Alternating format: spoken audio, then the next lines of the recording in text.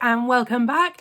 Particularly welcome if you are a new subscriber since last time. It's been really exciting to have a good number of new subscribers joining in the last couple of weeks. I'm going to say a good number. I'm nearly at 200, which is very exciting because for quite a long time I was at under 100, and then it sort of gradually was creeping up. And then the last couple of weeks there's been a much bigger uptick. So thank you very much if you're new. Thank you very much if you have linked to me in one of your Flosstube videos or on Instagram or somewhere else. Thanks if you followed one of those trails and found yourself here. Particular thank you to everyone who commented on my last video. I was a little bit nervous about that because I was talking about some things that people don't often talk about on Flosstube, and I wasn't sure how well received that would be. But it was really great to have several people with really thoughtful comments in response, and a number of people reached out to me on Instagram to share longer messages, and yeah, just to know that some of what I have been thinking is really resonating with other people as well. I'm going to have some more thoughts on that and a couple of other thinky things later on in the video, but I have some other things to get to first. So what am I going to talk about today? I've got a lot of things I want to talk about today, so I have made a list. Right, the first thing I'm going to talk about is the best new thing in the world ever. Hold that space. I've got some stitching to show you. I had a question on not the last video, but the one before, which sadly I didn't see until after I'd recorded the last video. But Kathy Kerr asked a question on that that I'm going to answer. Actually, there was another question as well that I will answer too. I had a query from somebody in my real life art class that I go to saying, are you only going to talk about cross stitching on your channel from now on, Ros? And it is true, I've been talking about cross stitch a lot lately, and that's really just because cross stitching is the main thing that I've been doing lately. So I promise I will talk about other crafts and things that I'm doing when I get round to them. But some of you know I have a lingering symptom from when I had COVID earlier in the year, which is permanent pins and needles in my left hand. And so some of the crafts that I like to do normally, particularly knitting and crochet, are just really uncomfortable to do at the moment. So I'm not showing those because I'm not doing them. I do want to start doing a bit more sewing again, a bit more dressmaking and sewing. So if I do, I will certainly show you that. But I have brought along today to show you some of the things I've been doing in art class. So that'll happen later on in the video. And then I do have a couple more things I've been thinking about following the last video, some following directly on from that, and a couple of other things that I've been thinking about as well, prompted by recent Flosstubes that I've been watching from other people. So if you're interested in my thoughts about things, do stick around till the end. So what is the best new thing in the world ever? Well, it's very exciting. So this is what I had in the post this morning. It's a Christmas card. Yes, it's November. Yes, it is the first week in November. This is not a Christmas card that someone has sent me. This is a Christmas card that came. I've got 50 of these that I've ordered that I am planning to put in my Etsy shop. Now, you will recognise, if you've looked at my Etsy shop or previous videos, this is a cross-stitch pattern that I have designed and stitched. And I'm just looking. I can't see where I've put the actual real thing, but anyway, I have the actual real thing, and this is a photo I've taken of it, and I think that's a nice Christmas card. It's got sort of holly and ivy in the rustic kind of wreath, and then it's got the stitch piece in the middle. I think you could send that to someone and say Happy Christmas. So on the inside it says Happy Christmas, and I don't know if you can quite see, but it's got little sort of spots of kind of silveriness that are slightly reminiscent of, you can't really see this on the front either, but the little stars in the sky there. But this is not just any old Christmas card, and this is where I'm really, really excited, because I don't think I've ever seen this before, but it was an idea that came to me in the middle of the night. And sometimes ideas that come in the middle of the night, you wake up in the morning, you're like, that was a really bad idea. There's a reason no one's ever done this before. But this one kind of stuck with me, and I was like, I think I could do that. I can't see why I couldn't do that. I'm going to do that. I'm going to do that. So inside the card, obviously there's the space where you write, dear so-and-so, happy Christmas, love so-and-so. But look, there's also the cross-stitch chart. So, and on the back as well, just so you know, there's obviously all my details, but there's also the floss colours for the chart listed. So here's the thing. You could buy this and just stitch it. If you want a physical copy of the chart, this is your way you're going to get it. At the moment, it's only available in PDF form, on its own or in the bundle. If you want a printed copy of the pattern, I'm not going to be doing any other kind of printed copies. If you want a printed copy, this is your business. But also, you could send this to a cross stitcher for Christmas. You could send it as a Christmas card, happy Christmas, lots and lots of love, but also it's a little present because it's a cross stitch pattern. So that's a lovely thing to send to someone who cross stitches. You know what would be even lovelier? I'm not doing this, but you could definitely do this. You could kit it up for them. It doesn't need loads. I think the version I did was on 18 count Ada, and I think it worked out about 4 inches. If you're doing it on 14 count, obviously it'll be slightly bigger. But, you know, you wouldn't need a huge piece of fabric. And there's only 4 colours, or possibly 5, depending what you want to do with the metallic. You could definitely kit that up pretty easily for someone and send them a whole little kit. Lovely Christmas present with a built-in card. I mean, you could go the whole hog and put in all the finishing materials as well if you really wanted to. And I think that would be really special. So these are going to be in my Etsy shop. Hopefully by the time this video goes live, you will be able to go and purchase them. It is a pretty limited stock. Like I said, I've only ordered 50 because obviously I have to pay for them up front, and I have no idea whether anyone will want to buy them, and I don't want to end up with loads left because they're quite time limited as well. Obviously, you know, if people are buying them, they're sort of going to buy them in the next month, and then that's it. And I don't want a whole load of extra stock. If they all sell within the first 24 hours, then there's a chance I'll order some more. And I might also order some of the other version of this piece on the earth. But I'm not going to promise anything about that. So if you want them, you definitely are going to want to just go and buy them rather than sit around and wait, I think. Yes. Now, they come with envelopes. They're nice envelopes. So square envelope like that. You'll get an envelope with each card. And now I thought I ummed and ahed about the pricing of these quite a lot.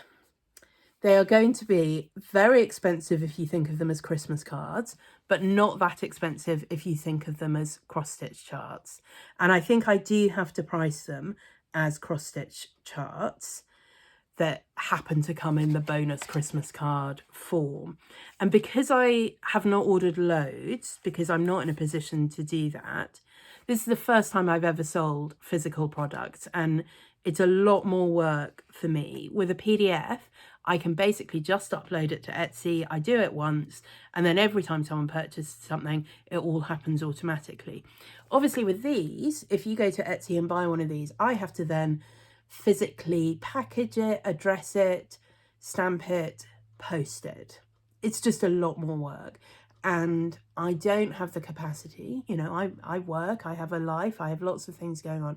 I don't have the capacity to commit to shipping thousands and thousands of these, which means that I haven't ordered thousands and thousands of these, which means that they don't cost 5p or whatever you can get if you do the really big bulk orders. I've ordered 50 on the basis that if 50 separate people buy them, that is 50 trips that I have to do, or, you know, things that I have to sort out. That still feels like quite a lot to me. I'm going to see how it goes.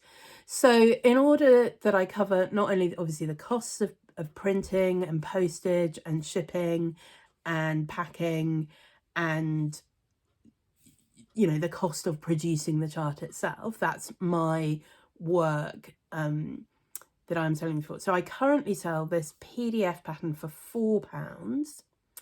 I'm going to sell this printed version, and you will, well, let me explain that in a minute. I'm going to sell this printed version, which comes with the nice card and the envelope, for £5, including UK shipping.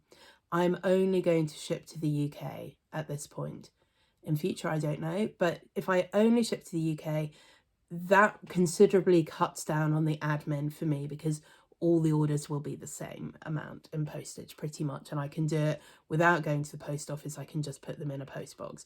So I am only going to ship to the UK. I'm sorry. I'm going to charge £5, but if you buy, what was I going to do? I was working this out and now I can't remember. There is going to be a discount if you buy several, and I can't remember exactly what I decided on, and I'm not going to make it up on the spot. But anyway, if you check the Etsy shop, there will be an opportunity if you're buying, I can't remember if it was 4 or 5, there will be a discount on that as well.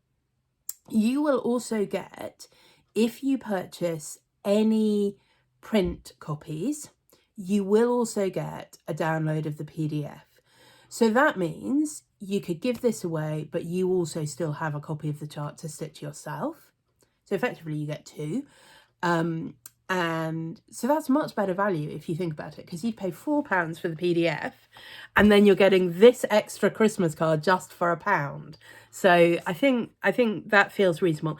And also because in the PDF version, there are various other colour conversions. So all I put on the back is just the straightforward DMC threads. But in the actual PDF, you get the anchor conversion and a classic colourworks conversion, and I think there's a gentle arts conversion, but you also get the colours for the modern palette. So if you remember, or if you haven't seen before, this is the sort of companion piece. I'll show you both of these. So this is Joy to the World, and this is Peace on the Earth. And you can see they're similar designs. Let's hold those up so that you can see them. But these are stitched in quite different colourways. The modern colourway, this sort of pink and aqua one, and the vintage colourway, the red and green, are available for both designs. So if you get the PDF of Joy to the World, you also get the colours if you want to stitch it in the modern colourway as well as the vintage colourway. On the printed card, you don't get that. It's only in the vintage colourway. So that's why I'm giving you the PDF as well, so that you have the option to stitch up the chart in this version as well as in this version, and also in different kinds of floss. So I hope that makes the sort of £5 for a Christmas card feel more reasonable, because you're really getting £4 worth of chart plus £1 worth of Christmas card. And like I say, I will do free UK shipping included in that. I'm really excited about these. I was just like, oh, what if it looks awful? And, you know, I do sometimes get things printed for work, and usually they come back and they look great. And there was one I did earlier this year where I didn't know what had happened, but I'd obviously uploaded it at the wrong size, and it just all came out like you had to have a magnifying glass to read it, and it was just awful. But anyway, I'm super chuffed with how these came out. You know, the printing is really sharp. I don't know how well that shows on screen. I think it's a striking Christmas card, but I think it's a lovely Christmas card that you could give to a lot of people, I think. Please do. Good. So that is the best new thing in the world ever. Right, what's next on the list? Stitching. I have been stitching. I know, shocker. What have I been stitching on? Well, some things I'm going to talk a lot about and some things I'm not going to tell you very much about. I have finished Elephantine. Ta-da! I love it. I absolutely love it. It is not obviously fully finished. I had a very particular finish in mind for this, and I thought it was going to be easy to find what I needed locally, and then it wasn't. So I've had to order it. It's coming on Tuesday. I will then fully finish this. In the pattern for this, there is also going to be a chart for a small. So you remember with cat's nails, there was the original pattern and then there was a separate chart for this small, which came out slightly less small because I did it on much lower count fabric. And similarly for the elephants, there's going to be a small. I'm not stitching the small. The lovely Yasmin from Yasmin's Made with Love really kindly offered to stitch that for me. She's working on that. I'm sure it will be beautiful. She's going to send me photos of it so that I can include those in my video, but also in the pattern as well, so you'll be able to see what you get. So I need to finish this. She needs to finish hers and send me the photos. And then I need to finish just tweaking the pattern. But I am hoping next weekend this pattern should be ready to go. I'll just show you one more time. I absolutely love them. I absolutely love them. In fact, looking at it now on the camera, I love it even more than I thought I did. So I will talk a lot more about that hopefully next week. But I'm pleased to have finished it. Sorry, I keep dropping things on the floor, which is why I keep disappearing. Right, this is the thing I then started. And I'm not really going to tell you anything else about this, except to say it is a new pattern I am working on. I've had to pause it because I've run out of the dark blue thread that I was using. So I've ordered a couple more skeins of that. I'm not sure quite how soon they will get there because I've ordered them from Lakeside Needlecraft. I get the Classic Colourworks Thread Club from Lakeside Needlecraft, and because it's the beginning of the month, I phoned them up and said, please could you add it to that order, so that I don't have to pay extra shipping on, you know, just 2 skeins of thread. So they're doing that, and I'm not sure, it may be a week or 2 before that gets here. But I will just tell you what's on here at the moment, and you can use your imagination to work out what else might be here. So there's a teapot and a mug, there's a little cat, there's a spinning wheel, and a bookshelf, and 2 trees. I really like how this is working up. I'm very excited about getting this pattern finished and done. And actually, second best thing in the world ever. If you watch Between the Whips, the Evertotes videos that Caroline and Kerry do together, Caroline of Evertote and Kerry of Leo and Roxy Floss, in their most recent video, they were talking about their time at the Stitch in London retreat. And they mentioned that, Caroline mentioned that she'd been talking to some British designers about potentially working with them. And I had been a bit cautious about talking about this because I wasn't sure, you know, until everything's signed and sealed that it could be public. But anyway, she named the British designers and one of them is me. So this is a pattern that I am thinking when it's finished, and if it works out like I hope, I'm going to send it to Caroline and say, what do you think? I think it would look amazing in some Leo and Roxy Floss.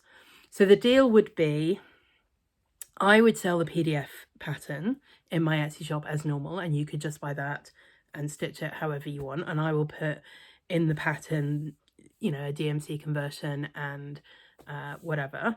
She would get print copies of the pattern done in Canada, where she's based. So if you were in the US and Canada particularly, that would mean you had ready access to print versions of the pattern. Obviously, you can buy it from anywhere in the world. She'll ship anywhere, but it's just shipping is a bit more expensive. But if you're in the US and Canada, shipping pretty reasonable. But the other thing she will do is work out a Leo and Roxy Floss conversion and sell a floss pack specifically for the design. So you would be able to buy the floss pack from her and the PDF from me, or the floss pack from her and the print pattern from her, or the print pattern from her and do it in your own floss, or the PDF from me and do it in your own floss. She would also recommend some Leo and Roxy fabric. She doesn't do the fabric in the kit because obviously people want to choose, you know, do you want what count you want? Do you want linen? Do you want Ada? Whatever. But she would recommend colours that would work well with the flosses that they've chosen. So hopefully there will be more about this later. But as I say, it's paused because I've run out of the dark blue thread. So then I was like, well, what else am I going to stitch on? Should have stitched on my Doreen Jones stitch roll. That has slightly taken a back seat because the motivation for that was I really want to have this finished so I can make it into the stitch roll to use at the retreat. The retreat's passed, didn't make it, have the stitch roll. I really like it. I'm using it a lot, actually, that stitching buddy. The The pattern was from Rosie Taylor Crafts on Etsy, and I really recommend it. I'm really enjoying using that. I am going to finish the Doreen Jones pattern and make it into another one, but maybe not straight away. So instead, the thing I really wanted to stitch on was this. Oh, I might need to put something behind that. There we go. It's fine. I'm fine. Everything is fine. I love it. I just love it. So this is from Happy Mood Point on Etsy. I'll put a link below. Happy Mood Point, another Ukrainian designer on Etsy. Which reminds me, I was going to say something about Ukrainian designers on Etsy. I mentioned the Coast Primitives last time. Stitchy Princess, a lot of people will know. This is from Happy Mood Point. You know, there are quite a few others. I just want to say, I have just taken it for granted that where they say they are is where they actually are. So on your Etsy shop, it will say location. And this was Happy Mood Point, who I think is in Lviv, and the Coast Primitives was in Odessa. I haven't done any checking that they are who they say they are. I mean, I think you'd have to be a pretty awful sort of person to say, oh, I know how I could get more sales on my Etsy shop. I'll pretend I'm in Ukraine. But, you know, maybe there are people out there doing that. It's on you. If you want to do more diligence and checking that, go ahead. Don't assume that I have done that, and because I say Ukrainian designer, they necessarily are. I'm willing to take a chance on that. But anyway, Happy Mood Point. It's fine. I'm fine. And then it's going to say everything is fine. I love it. I love it. I mean, don't we all have days like that? Yeah, it's fine. It's fine. It's not fine. It's obviously not fine. Anyway, the other thing I like about this is it's going to be a circular design. The actual chart has a circular outline charted. I don't think I'm going to stitch that because I'm just going to frame it in a circular hoop. So I don't think it needs a stitched circular outline. What I might do when I put it in the hoop is, usually I just buy, you know, the cheapest embroidery hoops I can find, but I will probably paint it so that it's this sort of bluey grey of the Leo and Roxy floss. This is the floss that Kerry kindly was giving away at Stitch in London retreat, and I really like it. You can see it's got these sort of tinges of moments of kind of a turquoise colour. It's also got little much smaller blobs of a really dark greyish black, but most of it is this kind of greyish blue that works really nicely. This is Coffee Craft fabrics, which again I got at the retreat. It's stitching up really quickly, as you'd expect. It's, you know, this is 28 count even weave. What I think I am learning about myself is that I'm really happy to stitch on linen. I'm really happy to stitch on Ada. I don't love stitching on even weave, I've got to say. So I think in future I might try and avoid it. It's fine and I can do it, but I find it much harder to see the holes on even weave because you don't really see holes, you just sort of see shadows. And I find that harder to see and to count perfectly. And I don't think all of this is counted perfectly, but also it's the kind of design where, to be honest, it doesn't really matter too much if something's a stitch out here or there, I think. There are also some deliberate changes. I slightly changed the N because I didn't like the way that was charted. But yeah, it's really fun to stitch on, and hopefully that'll be finished. I mean, I've only stitched on this for 2 evenings. I think it'll be finished today or tomorrow. And that's been fun. So that is what I've been stitching on.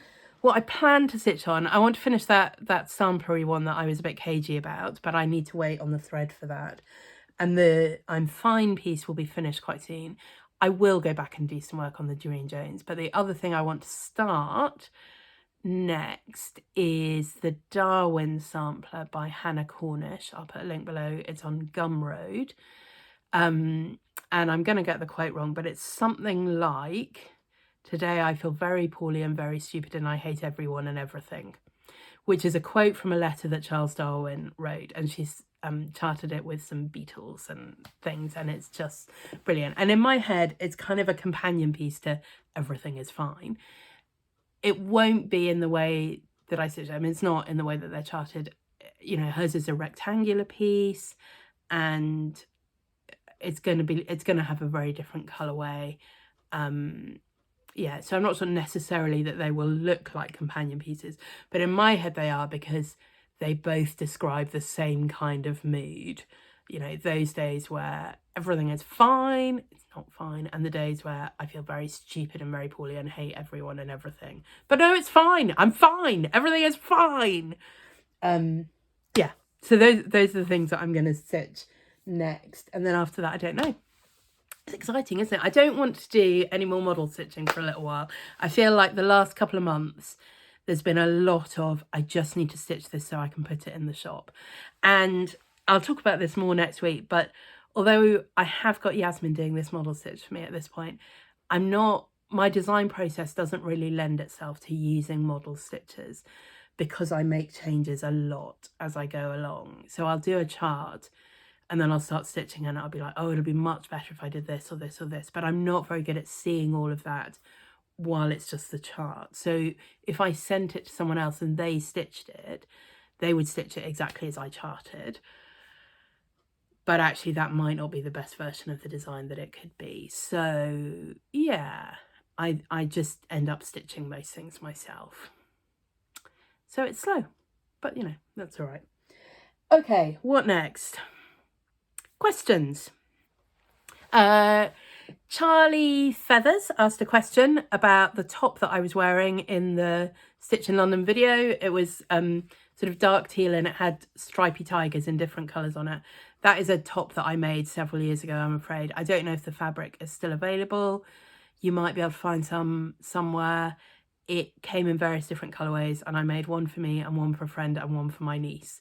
So there are at least 3 people out in the world who've got that top. But yeah, I'm sorry, it's not available to buy.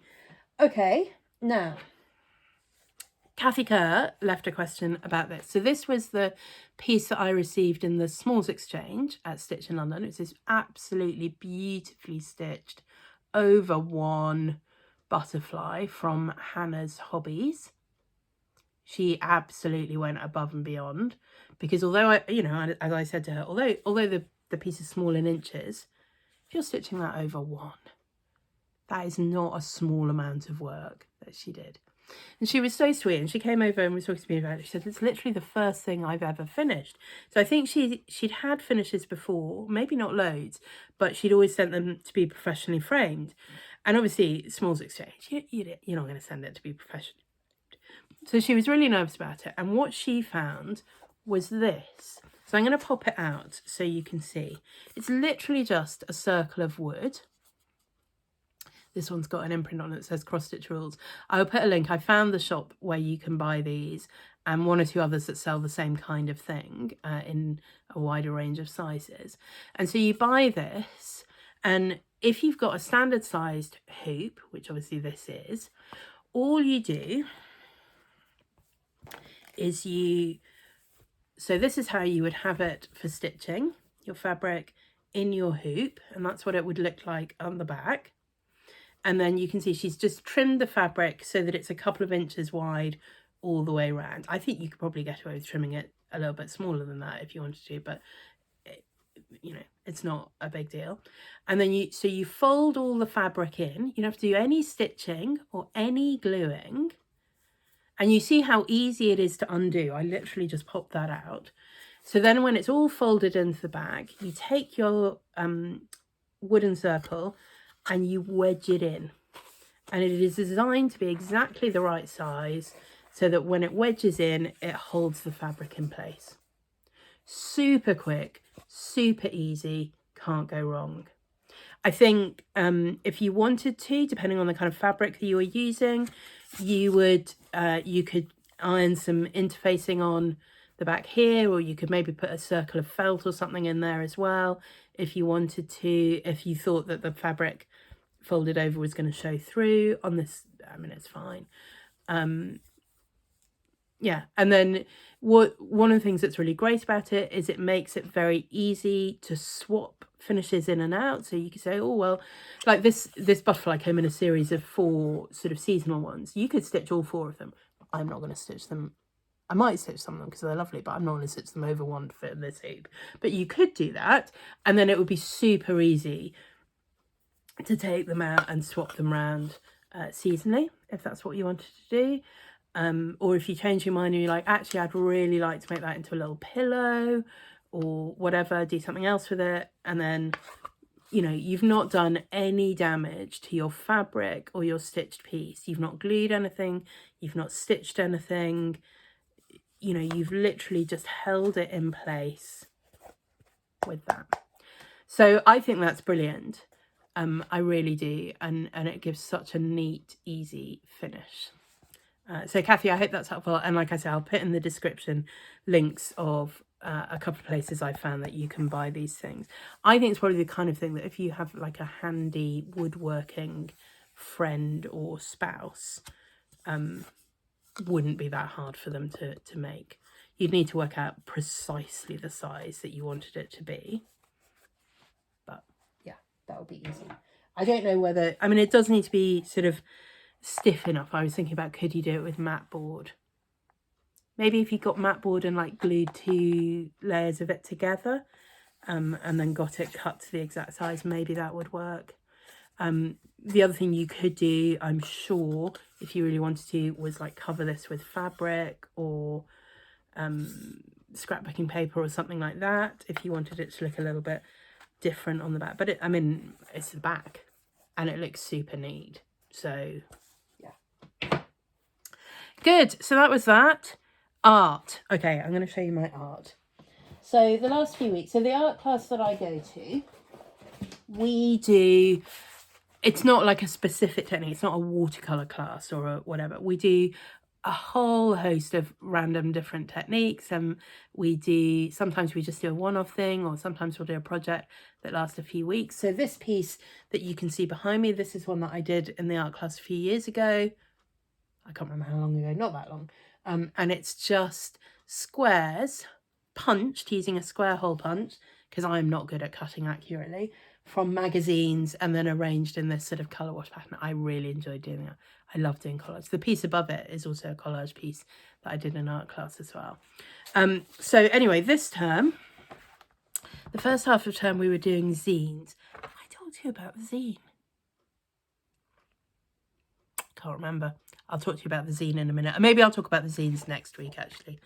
Anyway, so the first half term we were working on zines, and I ended up missing a lot of classes. There was one week the class was off because the heating was being fixed in the room where we meet, and then there was one where I was ill, and then there was one where I was at Stitch in London, and so I ended up missing quite a lot of the zine classes. But then we moved on to the next project where we are working with watercolour actually, and sort of watercolour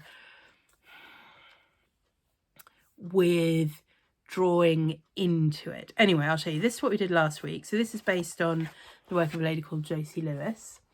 If you don't follow her on Instagram, follow her on Instagram.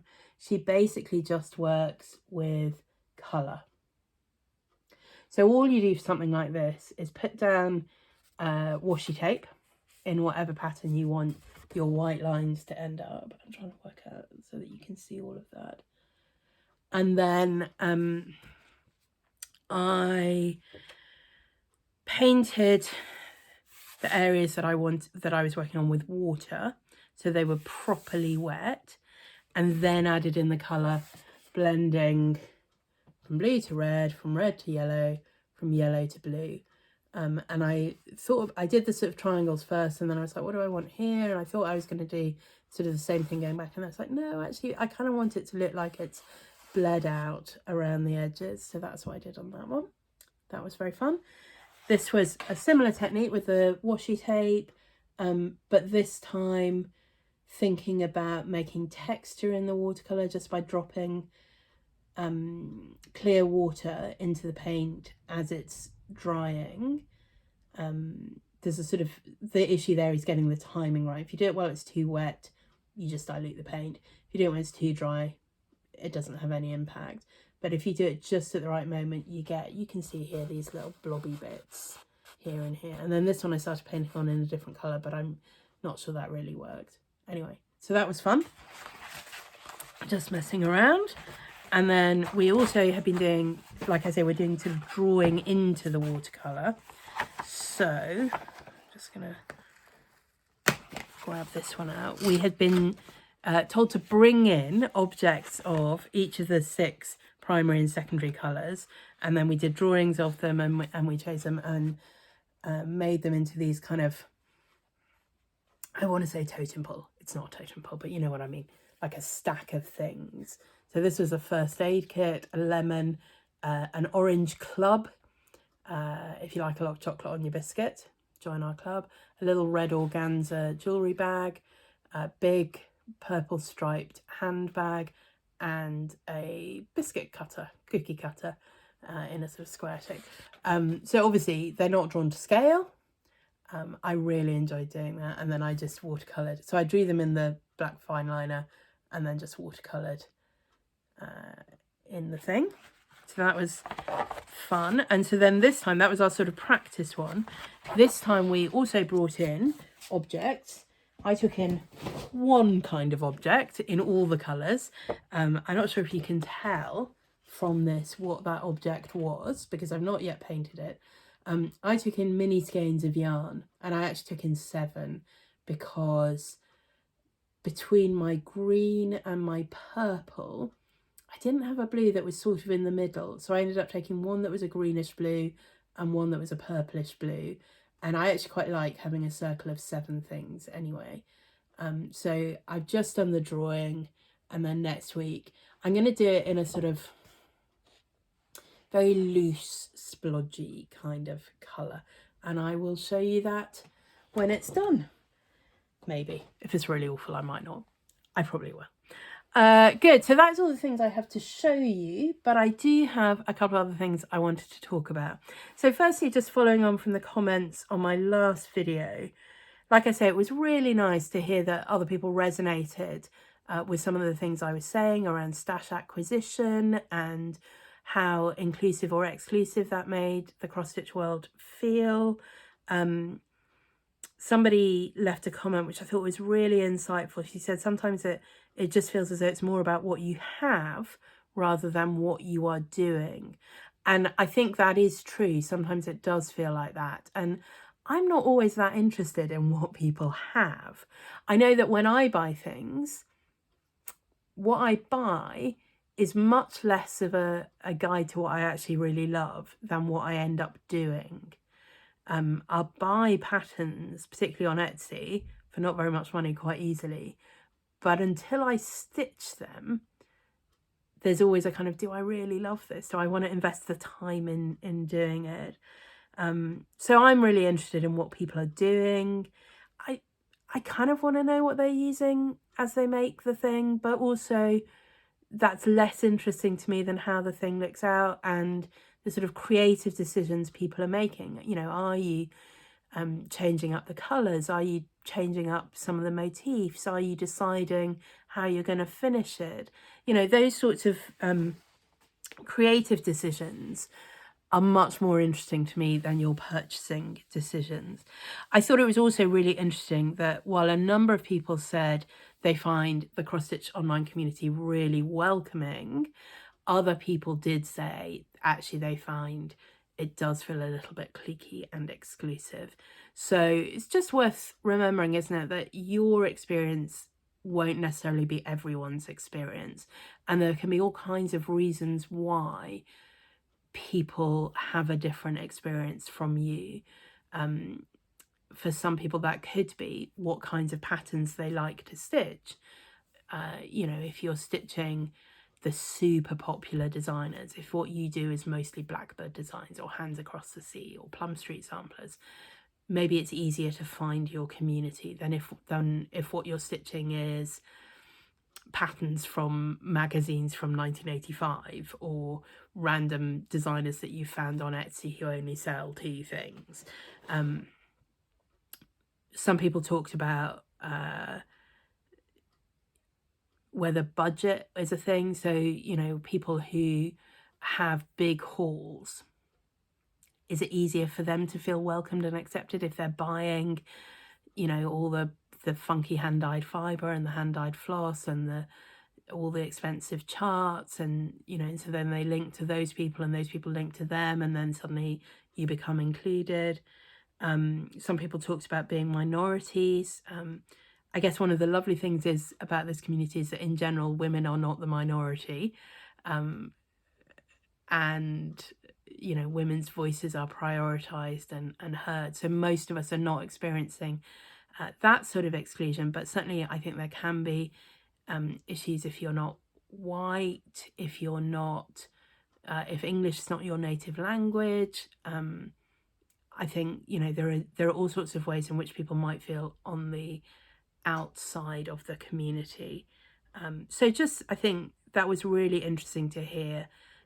Not everyone's experience is the same.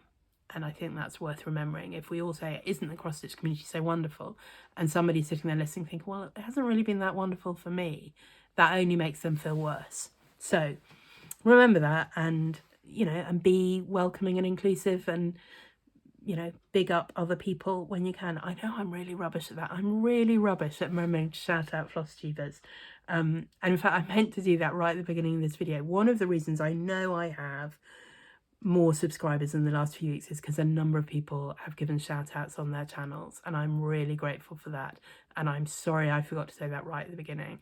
So Marie from Stitches and Diamonds, and Michelle from Mama Loves UGB, and Yasmin from Yasmin's Made with Love, and Natalia from Crafting with Natalia, and probably other people I've forgotten. I'm sorry, or I haven't noticed. I'm sorry. But if you're new here, I'd love to know how you found me. Thank you. And thank you to those people who have given a little shout out to my little channel that is now growing a bit. Okay, that is all I'm going to say about that.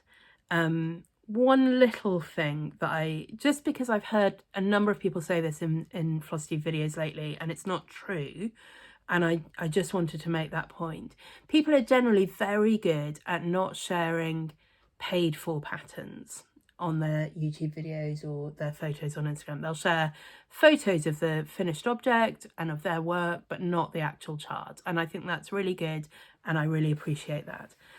But I do sometimes hear people saying, and this is free so I can show you the chart. This is a free pattern, free download, so it's fine for me to show you the chart. That is not actually true. And you may think, well, what harm can it do?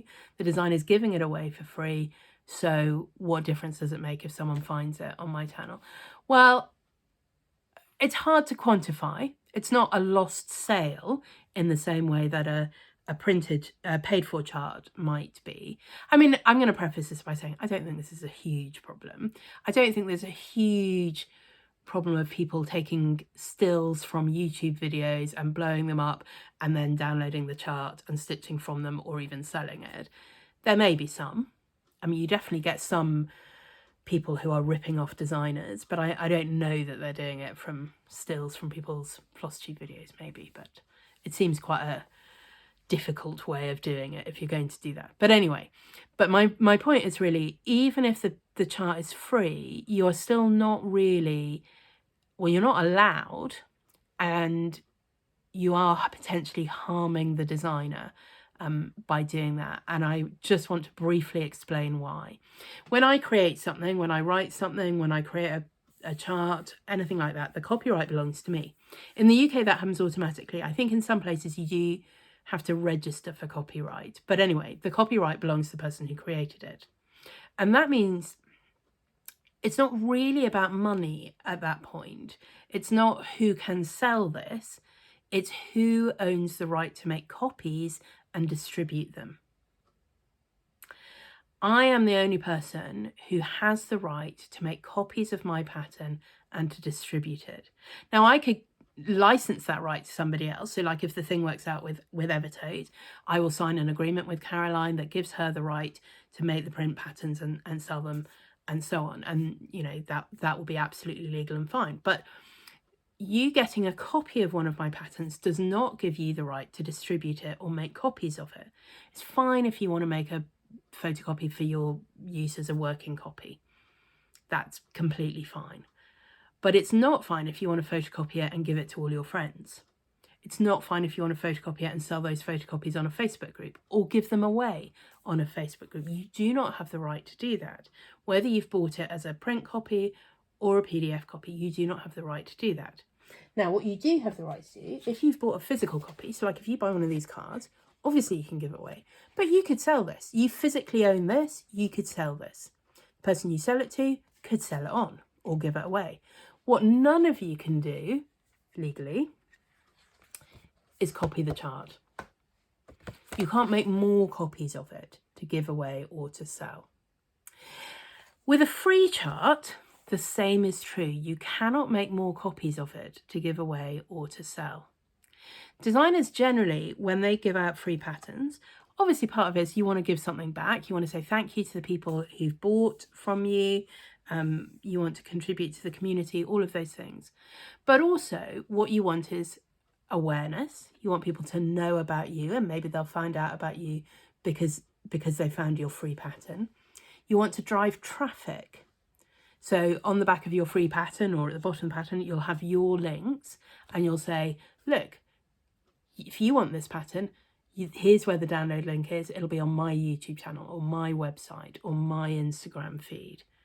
I want people to come to me for my free patterns. I don't want them to come to you for my free patterns. So that is all I'm going to say about that. But just to be aware, just because it is a free pattern does not mean you are legally allowed to do anything you like with it. And you may be harming the designer if you do. That's that. Final thing I wanted to talk about. It always seems to be, Mental Health Awareness Day or Mental Health Awareness Week.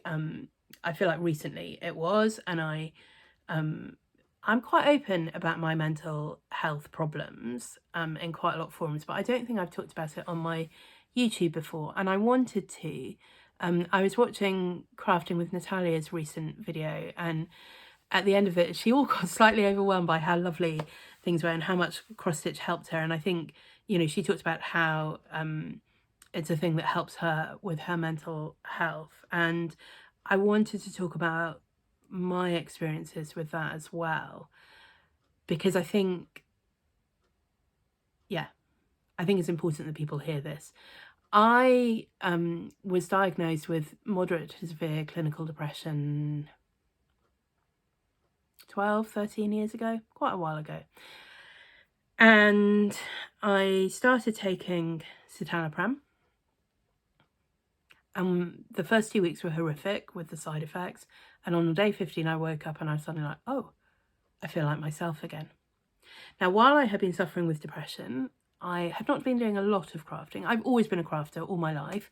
I'd not been doing a lot of crafting, but I'd been doing some. I'd been doing quite a lot of colouring. It was before Johanna Basford and the sort of sudden rise of adult colouring. But there were 1 or 2 adult colouring books around that I'd found, and I'd really enjoyed them. And I found when I was really depressed, that was basically the only craft I could do because the stakes were so low. It really didn't matter if I messed up. I'd not spent loads of money on it. It wasn't ever going to be a thing that would be on the wall or that I'd give to somebody. It was a colouring book and felt tips. It was fine. So I could do it. Really, when I was at my lowest point, it was about the only thing I could do. Colouring and crafting were not enough to deal with my mental health problems. That's really the point I want to say. I think it's a bit like going to the gym. If you are basically well, going to the gym is a thing that helps with your physical health.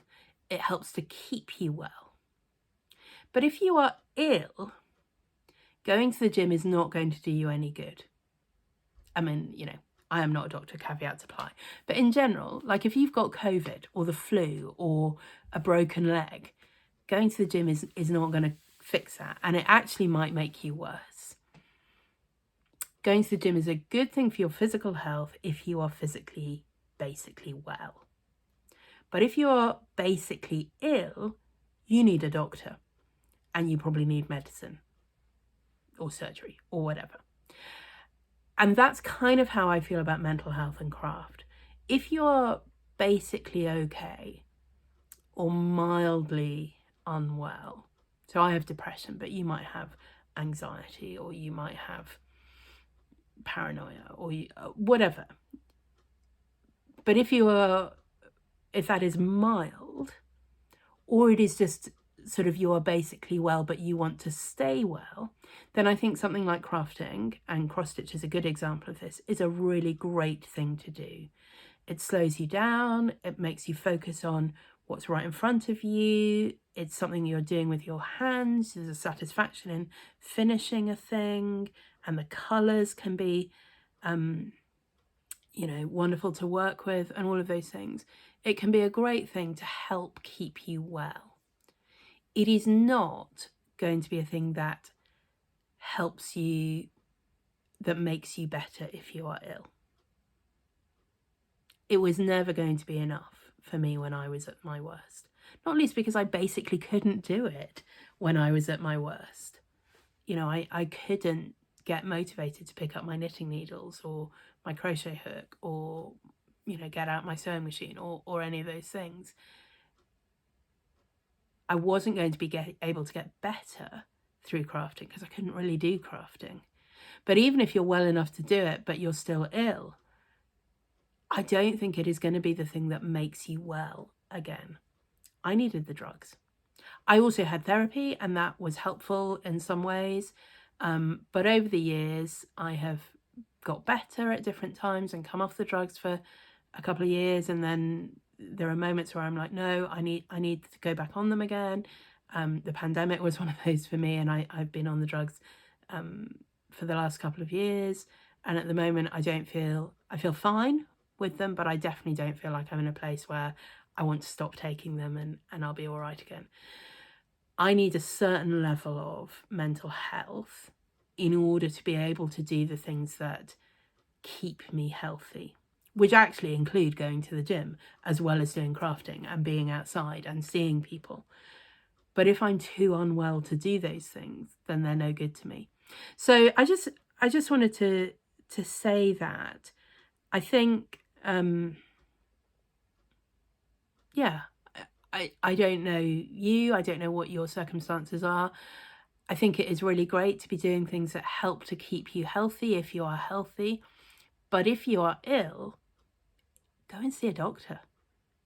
Absolutely go and see a doctor. Don't just think, oh, well, if I, you know, make sure I spend more time doing my cross stitch, that will somehow make you better. If you're better, then doing cross stitch might help keep you better. That's really what I have to say about that.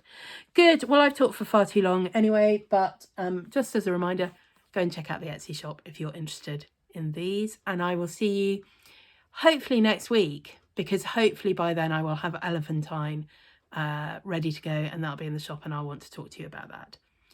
Thanks so much for watching. If you haven't already subscribed, I would love it if you would do that. I'd love to get to 200. I mean, it's a tiny milestone in YouTube terms, but it feels like quite a milestone for me. And yeah, have a great stitching week.